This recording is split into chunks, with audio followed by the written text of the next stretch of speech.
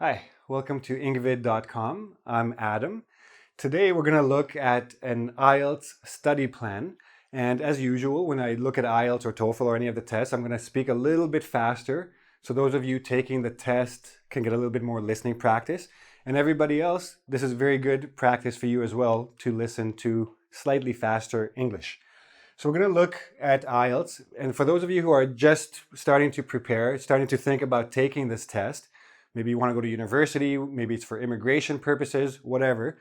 You're just starting out, you just signed up for the test. Now you need to start preparing for it. So here's a 5-point study plan. And number one is the most important part because, and I'll tell you in a minute why. Know the test. Now, what does this mean?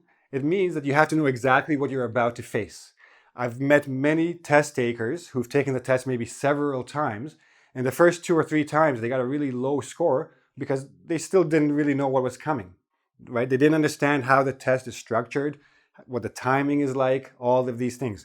So know the test means know the structure. There are 4 sections: listening, reading, writing, speaking. Make sure you know how each of them works, how much time is going to be used for each one. In the listening section, you have 4 sections. In the reading section, you have 3 passages to read. In the writing section, you have 2 tasks that you have to complete. In the speaking section, you're going to be speaking with a native English speaker, face-to-face, one-on-one, for about 12 to 15 minutes. Make sure you know exactly what they're going to be asking you, what you're going to be expected to answer back, okay? So know the structure of the test. Know the timing. You have 40 minutes roughly for the listening section, including a 10-minute time allotment for copying your answers from the question sheets to an answer sheet. This is very, very important. Know what to do that.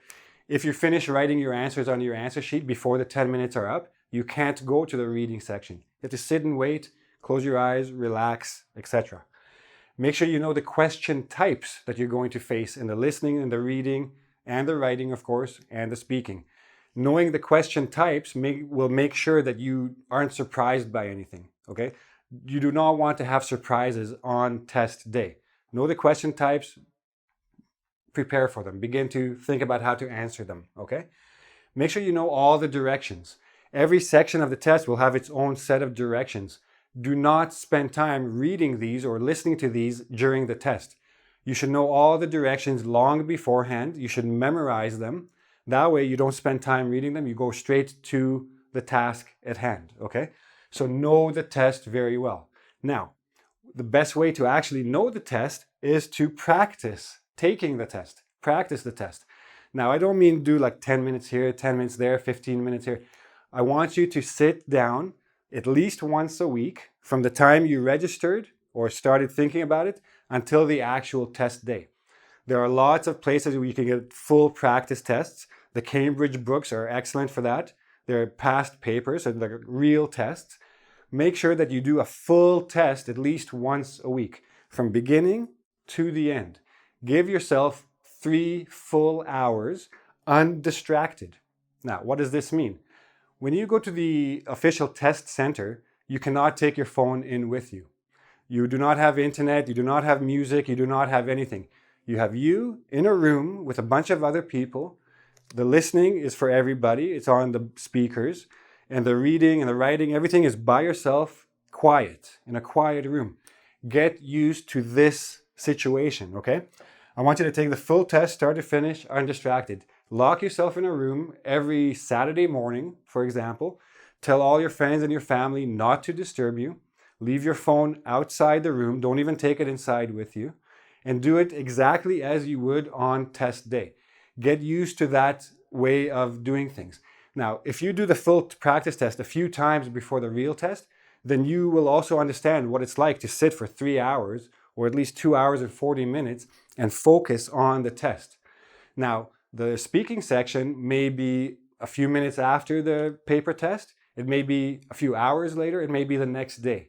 Get used to that idea, but learn to focus for a long stretch of time on English.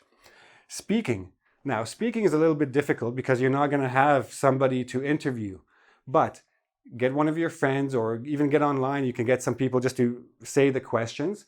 Get somebody to feed you the questions and just practice answering them. Record yourself, record the answers, and then listen and try to give yourself feedback. But I'm going to talk about feedback in a minute.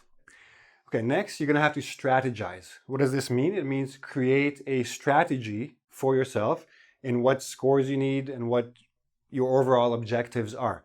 So, start by knowing the scores you need, overall and individually. So let me give you an example. You have person A and person B. Let's say person C too. Each of you needs different things. One of you needs an overall 6.5. That's it. Doesn't matter what you get in each individual section. Overall, you need a 6.5. Person B needs an overall of 7 with a minimum of 7 in each category, in each section. And person A needs a 7.5 overall or a 7 overall, but a minimum 7.5 in writing and reading. Okay? These are just examples. There's all sorts of combinations. Now, first of all, how do you know what score you need? Well, if you're applying to university, if you're applying to university, go to the website of the department or the faculty you're applying to. They will tell you exactly what scores you need. If you're applying for immigration, go to the government website of the country you're applying to. They will tell you what scores you need. And if you need overall scores or if you need individual section scores. Now, once you know the overall score or the particular things you need, then you can create a strategy. So let's say you need an overall 7 band, 7.0 band. And it doesn't matter what you get in each section. This gives you a lot of opportunities because if you're a very weak writer, for example, then you can aim for a 6 in the writing section. You can then aim for an 8 in the reading section, and your overall will be 7, assuming you got 7 or higher in speaking and listening. If you don't need individual scores, then you can play with the different categories and you can focus your energy. You can focus your energy on your strong sections, on your strong skills, and just do enough in your weak skills and then get your average. But if you need specific scores, then those are the sections you're going to start working the hardest on. Now, person A needs a 7.5 in writing. For most people who take this test, and you can even find research on the IELTS website that will confirm this, most people that take the IELTS test score the lowest in the writing section. This is the hardest of the 4 skills. If you need a high writing score, then start working on your writing first. Before you practice listening, before you practice reading, before you practice speaking, start working on your writing, because that is going to take you the longest time to improve your score on, to get the skills you need and to get the structures you need, etc., the vocabulary. If you need, for example, the highest score in listening, which is not really common, but it happens. If you need the highest score in listening, start listening all the time to English, TV shows, radio shows, but especially start listening to actual IELTS content, IELTS listening practice exercises and practice tests, okay? Basically know where the scores are you need. So that I mentioned that. Focus on the sections that are weakest first and make sure you make up with the strongest for those. Have a plan for reading. Now the reading section, again, you're going to be given 3 passages to read with a total of 40 questions about those passages. Have a plan. Most people can't go to the test and read the entire passage and then answer the question. There are different strategies. If you look on engVid in the search box, you'll find videos on different ways to approach the reading section and a lot of other videos on how to deal with all of these sections. But very, very important that you have a plan for reading. Very, very important that you practice your writing skills. Those are the 2 hardest sections on the test. As far as the speaking section, it's not so much about whether you can speak well or not. It's how comfortable are you with a live interviewer. If you're not very comfortable, make sure you have some practice with a native speaker. Ask somebody to help you maybe do the test, or just go speak to native speakers. Get that fear out of your system long before the test. I've met many test takers who spoke very, very good English. They go to the test, the official test day, and they get like a 6 or 6.5, and they need like a 7 or 7.5. And I say, what happened? You're such a good speaker. I panicked. I got scared. The interviewer didn't smile. Okay, they're not all going to smile. Some of them are actually going to be quite mean to you. They're not going to be friendly at all. Get over it. If you know how to speak, speak. If you don't know how to speak, practice. Practice with anybody you can, long before test day. Create an idea bank. Now, this is very important for writing and speaking. An idea bank is basically a list of vocabulary and questions and ideas and examples for different topics. For example, in the writing section, there's going to be there's a very good chance you'll get a question about, like your essay question about education or technology or health, etc. There's a few of these topics. Have all your ideas planned before test day. Write yourself a bunch of words related to education. Think up of different questions, or get online or get books. Create yourself a list of possible questions about education, and study all of these and practice writing a few essays before test day. You can also use the idea bank for the speaking. You'll have all kinds of different topics they're going to ask you about.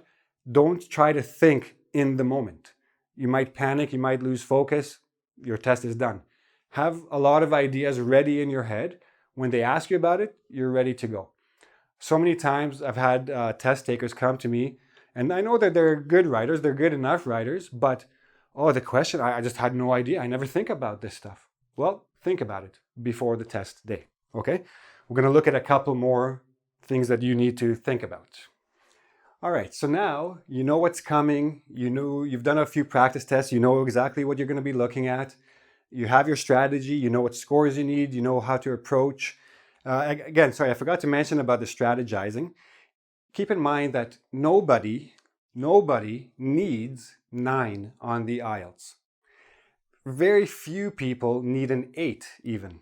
8.5, 8, nobody needs this. 7.5 is the standard. It'll get you into most programs. What does this information tell you?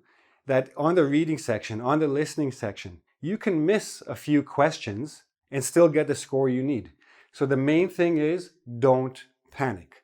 Now, another way to make sure you don't panic and that you do well is to practice and feedback. Now, I mentioned before, practice the test. Now I'm talking about practice each individual section. You need a minimum score in writing, practice the writing. You need a minimum score in reading, practice the reading. Of course, practice all of the sections because you need all of them for the test, but focus on your weakness. And if you think you only need an overall score, then focus on your strength and it'll raise your weak score up and you'll get a good overall average. Read every day. Listen every day. Write every day. Speak every day. Now, I cannot stress this enough. You cannot practice or prepare for this test a few days before. If you know you're going to take the test 3 months from now, 2 months from now, a month from now, start practicing every single day. Read anything in English. Listen to anything native speaking English. Speak every opportunity you get. If you don't have anyone to speak to yourself. Record yourself. Listen to things online, get a transcript, and just try to copy what the speaker said. Record yourself, listen, and compare, okay? Writing every single day. Make sure your handwriting is legible. I've seen many people get low scores because the graders probably couldn't read what they wrote. If the graders can't read it, they can't score it, and your score is going down, okay? If you have messy handwriting, practice cleaning it up. Try not to write in script. If your script is messy, change to block letters. Start practicing writing in a different style, in a more legible style, because when you go on the test day, if you haven't practiced, that'll cut down your time. It'll slow you down. Make sure you practice that as well. Now, keep in mind that reading and listening are passive skills. That means the English is coming into you and you process it and you answer the questions. It's much easier than speaking and writing, which are active skills, where you have to produce the English and then you have to express it. Here, it's coming in, you process, you do. Here, you process, you create, and then you express. Very different approaches, much more difficult. So you need much more practice. Now, ideally, you will get feedback, especially on these. Reading and listening, if you get a practice material, usually it will come with an answer sheet, an answer key. So you can check by yourself where you did wrong, what you got right, what you got wrong. Your mistakes, you can go back to the reading, back to the listening, and try to figure out where you made your mistake. Writing and speaking, very different. You need somebody else to tell you what is good and bad. In writing, you can try to do a self-edit, but again, you still need somebody to tell you why you're getting a 6.5 instead of a 7, why you're getting a 7 instead of a 7.5. And keep in mind, the difference between a half band in the IELTS is a big difference. It looks like half a point is not that much. It's a big difference. Make sure you know what's going on. Now, I've had plenty of test takers come to me and they say, you know, I've taken this test 10 times and every time I get 6.5 on the writing. I need a 7. So I say, well, did you get any feedback on your essays? No. So I say, so basically you're making the exact same mistake 10 times because you don't know it's a mistake. So they say yes, and they show me. I show them where their mistakes are, what they need to do, and then the next test they get their 7, their 7.5, just like that. Make sure you know what you're doing wrong. This is a very expensive test. Don't take it 10 times. If you need practice, don't do it at the official test center. Get a book, do the practice at home, save yourself some money, some time, some energy. That all has to do with mental preparation. You have to prepare yourself mentally for this test. It means that you're going to have to exercise. It's an exercise in project management. Don't think about it as English only. Of course, it's English, but it's project management. Set yourself a goal. This is my goal. I need a 7.5. I need a particular band in each section. So this is the goal. Here are the steps I'm going to take, and I'm going to work it all together to reach my target. It's an exercise in project management, okay? Every test, IELTS, TOEFL, SAT, GRE, GMAT, it's not only about your knowledge, it's about your ability to prepare, to focus, to do what needs to be done, okay? Again, going back to the essay, I've had many people who are very good writers get very low scores on their essay section. Why? Because they didn't bother to find out what the IELTS wants in an essay. They didn't have a proper introduction, body, conclusion. As soon as I showed them the structure that's necessary, they went and they got their score the next time they took the test. Know the test, know what you need to do, prepare yourself mentally. Now, turn on your English brain, okay?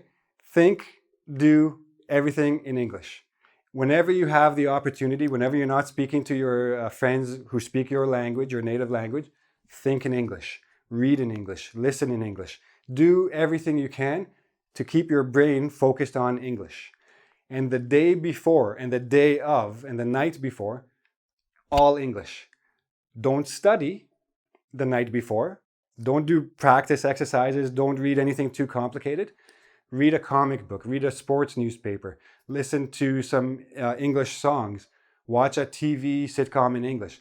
But just get your brain used to the English. So when you go to the test, your brain's already ready for the English that's coming to it, okay? The day before, the night before. Go to sleep at a proper time, get a full night's sleep, be fresh the day of the test. If you're a coffee drinker, have your coffee earlier and don't drink another coffee before you get to the test. Coffee will bring you up, but then it'll bring you back down halfway through the test and you'll lose focus, okay? Eat protein, egg, whatever protein you like, have it before you go to the test. You can take a bottle of water with you, that's about it. Make sure you're not hungry, make sure you're not thirsty, make sure you're fresh and concentrating on English.